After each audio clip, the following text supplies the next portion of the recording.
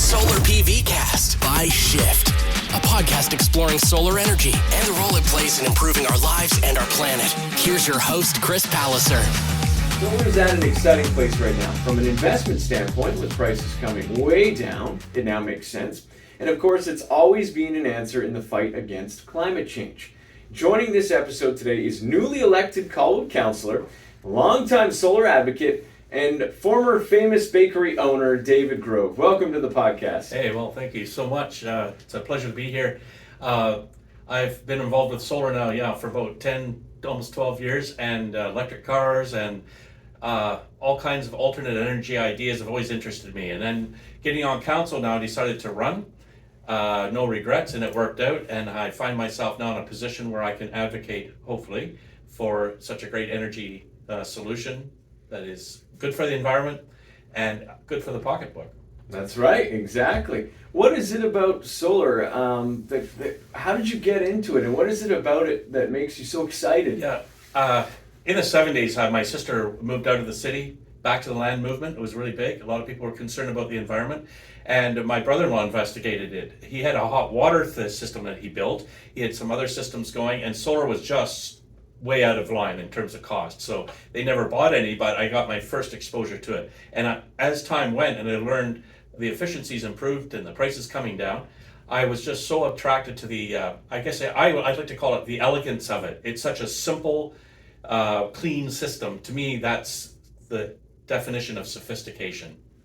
100%. And you also touched on, you dove in like 20 years ago now. You used to own the Royal Bay Bakery, and you were one of the first businesses, South Island for sure, maybe all of the island, to get on board with this. Well, Nissan came up with the Leaf electric car, and another decades-old love of mine. I'm actually in my 40s. I'm now in mid-60s.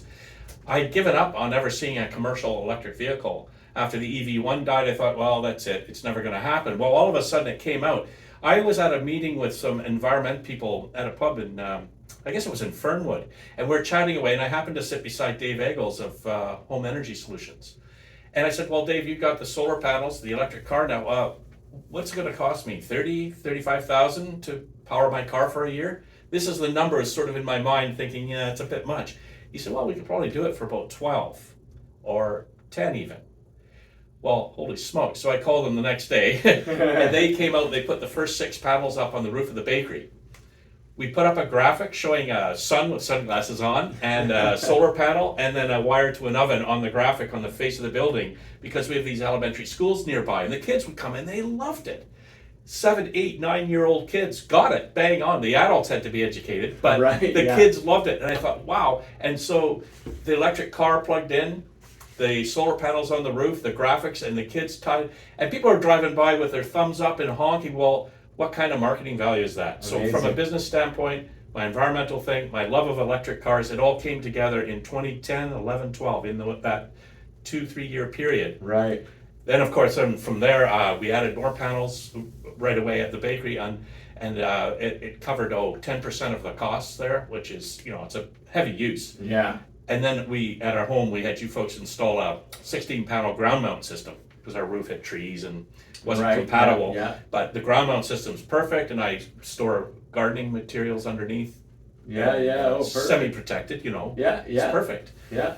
That's great. And in doing so, that 10 years ago now, 10 plus years ago with the bakery, what was it like? Because it's such a visual space. You mentioned people would come by, ask questions. Were you like giving tours, answering questions? Well, a funny thing happened because it was new.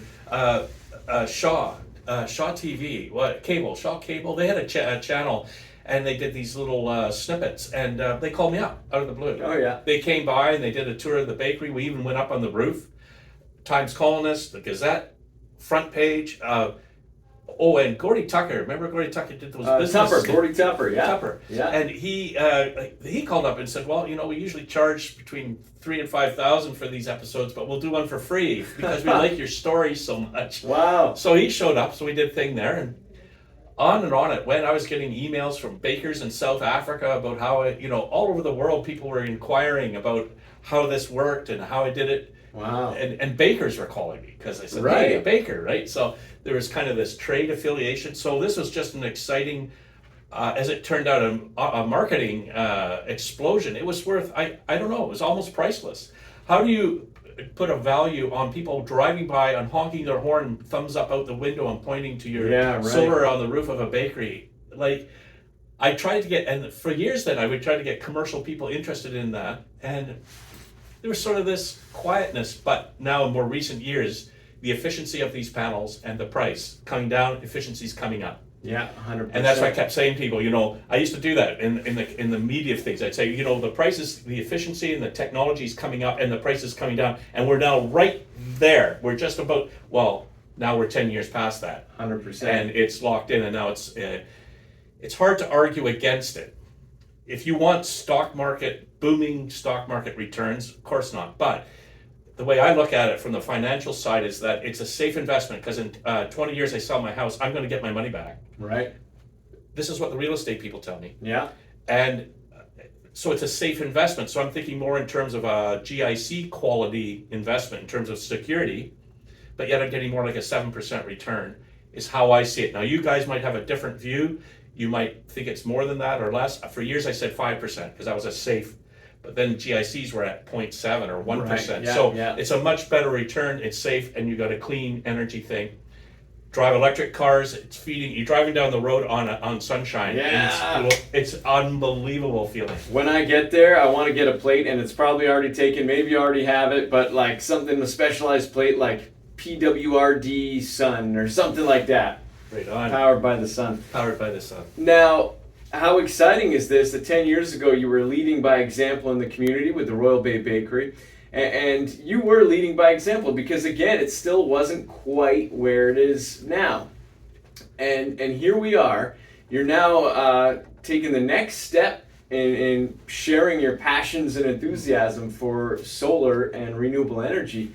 How are you going to use that as a councillor for Colwood now? Well, yeah, here we go, right? Like, we're just in. It's very fresh. We're not. We haven't even been sworn in just yet. Our first meeting is in 3 weeks, I guess, is our inaugural council meeting, and discussions will get going. This new council, I've gotten to know them well enough that I think they're compatible, and understand that municipal councils really work as a whole. There's no party line, and it's not individuals. It's really a collaborative decision-making body. So I'm thinking this council's good. So if I can find a way to lead with this alternate energy idea, solar for me is right up there with electric vehicles. I'm still president of the Victoria Electric Vehicle Association, and the tie-in to me is huge. And I think a lot of EV owners are buying solar and vice versa. It's a logical thing, comes together so nicely.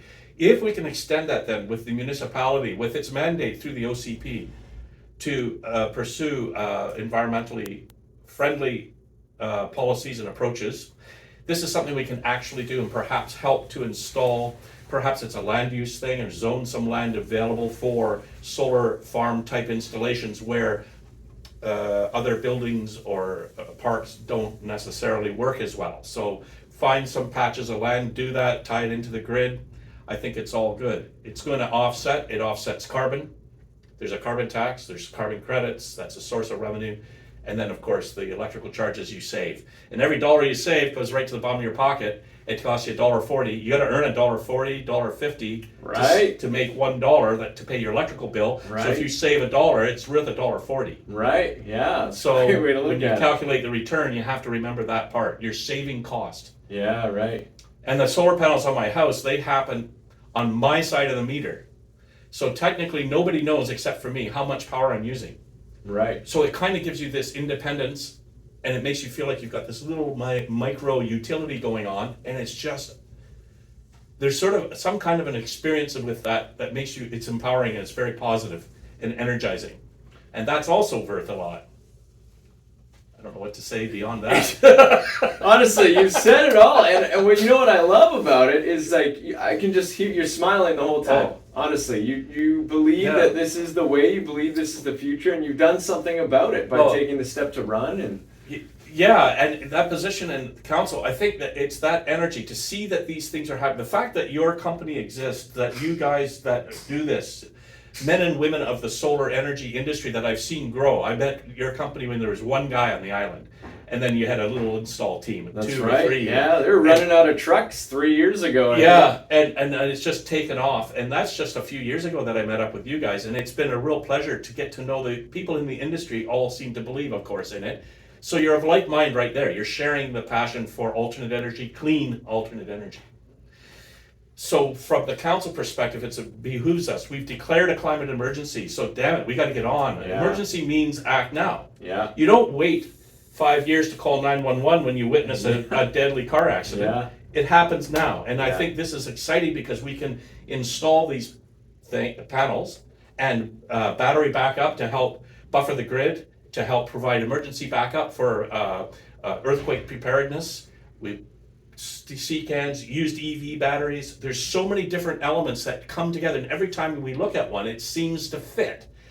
And the different elements that are involved seem to be able to work with other elements. It's not competitive in a destructive way. Right. And I'm not talking about solar panel companies competing. No doubt there's competition. I don't know how that works. I'm talking about the different elements of the technology. Right. Yeah. And It's a common goal. yes, and it's all about energy, clean energy, because our whole society runs on energy. Everybody says money makes the world go round. Well, there's no energy without, or there's no money without the energy. It's sort of a chicken and egg thing. Yeah. So you have this need for this energy, and the growth of the use of it is huge. So it's not enough to just make things carbon neutral. We really need to go carbon negative to draw some of that CO2 out of the air, let the earth catch up a little bit even. Well, and that's it. You know, we've declared an emergency, and we're probably a little late on declaring that emergency. Better late than never. But to your point about, earthquakes, I just read an article at Halifax and PEI just got hit by the storm, the hurricane, and there was one island that came out of it fine, and it was an island run on solar. Half a day to kind of fix a few things up, fix a few panels that took some damage, and they were back up and running. So to your point, here we are on the West Coast, fault line. You know, we need to look at those options in case of emergency. That's right, and there's a very real challenge if we had an emergency like that. Not only do the gas pumps not run without electricity, but the roads and the fuel supply to the island is compromised. Whereas the solar panels, literally at my house, I don't have any batteries yet. It's probably my next investment. I can store some power, and I can get anywhere from 7 to 14 days of house backup. And it's critical to have the basics. So if that's what you pull back to, maybe you have got a month supply, because you don't need everything. You don't have to run the hot tub for a little while. Yeah, you could probably take that away. We experienced with the atmospheric river, part of climate change. All of a sudden, gas went up because we couldn't get over the Malahat. Yes. Well, if you got your little Nissan, like you said, in the driveway, and you're powering by that sun shining up above, you're good. Yeah, there's no concern. I saw that, and I read an article. I think there's 17 of those trucks a day in a kind of continuous loop over the Malahat, and I'm just thinking, wow. So I guess for a lot of people, there's kind of a paradigm shift they have to make to understand or think about it. I don't know if I grew up with that in my head or what. There seems to just sort of, for me, every time I hear of new technology and new applications of it and clever solutions to different challenges within that, in the alternate energy industry, I just get so excited. I want to be a part of it. Yeah. Through the Electric Car Club, I've met different people involved in grid buffering software I was mentioning to you earlier, and the work he's doing is just so fascinating to think that there's a whole good business around just that. Right. And the past president of the Electric Car Club in California with his virtual utility, where they can come in and they give permission, they get a notice, and in California they come in, they take small amounts of power from the batteries at a certain preset time when they know there's going to be a surge of demand. Remember, California, they've got these 100-degree Fahrenheit heat waves, days and weeks on end. AC units are firing up. Units, so they have these brownouts and blackouts, so they've managed to prevent some of that. And it helps to pay for his system. Well, this is such an efficient, again, elegant closed loop of economic activity. There's very little waste. It's run by software, and the money and the credits go back and forth. I don't see how that can't be the desired and desired result for anyone's business plan even. So this isn't a business plan you're going to retire on. Right. You're not going to make a living on it. But if you can pay off your solar system in 3 to 5 years, 7 years, instead of a longer period. But I'm figuring even mine is maybe a 12-year payback. I have an engineering friend who did some calculations. He was saying 8. And well, how do you get that? Well, I said, well, this is historically the BC Hydro rate of increase.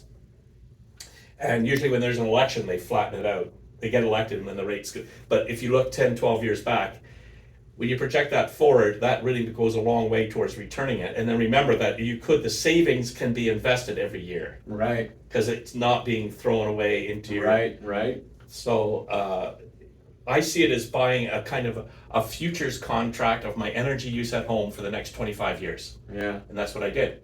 And I paid you guys $22,000, I think it was. It was a ground mount system, so it was a bit more expensive because of that. Yeah. But it worked out great, and it's now providing some other services. And I love looking at it.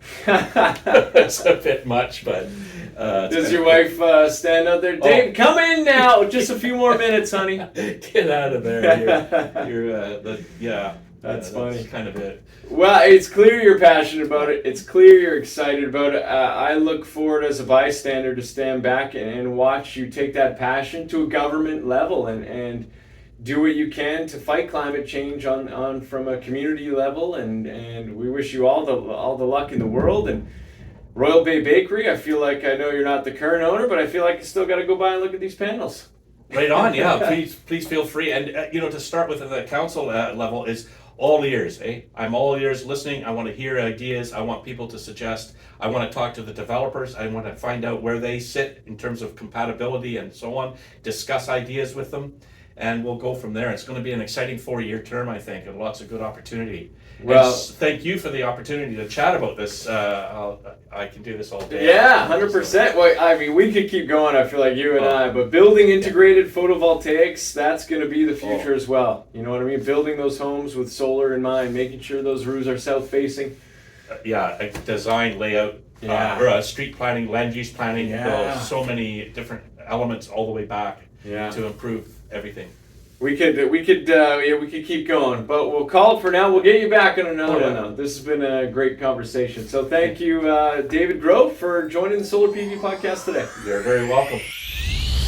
The Solar PV Cast by Shift with Chris Palliser. To begin your solar journey, visit shift.ca.